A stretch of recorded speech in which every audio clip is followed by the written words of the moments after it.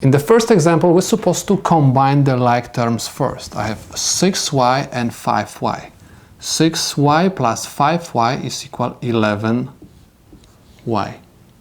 equals 49 and 5. These two terms are like terms, so I'm supposed to subtract them. 49 minus 5 is 44. I'm looking for y. Y is multiplied to 11. I do not want to see 11 next to y. In order to remove 11 from the left side and eliminate the multiplication, I'm supposed to use division and divide both sides equation always by the variable or number which is next to the variable which I'm looking for. In this case, I have to divide both sides equation by 11. 11 and 11 will cancel out. I have y equals 44 divided by 11 is equal 4. This is the solution to my problem. Let's take a look at the second example. Again, we're supposed to combine the like terms on the left side of the equal sign and on the right side of the equal sign.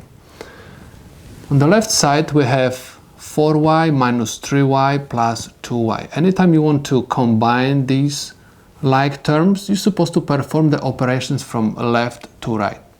4y minus 3y is 1y plus 2y gives me 3y equals 31 minus 7 is 24. In order to find y, I'm supposed to eliminate 3 from the left side of my equation. Okay, remember, anytime you want to eliminate multiplication, you're supposed to use division. And in this case, I have to divide both sides equation by 3 because I want to separate y from 3. 3 and 3 will cancel out, and I'm going to have y equals 24 divided by 3 is equal 8. In order to verify the answer, you're supposed to replace y from my original equation by 8.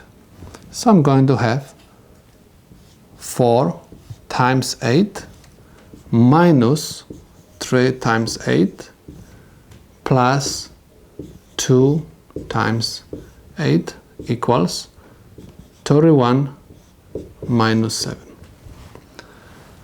4 times 8 is 32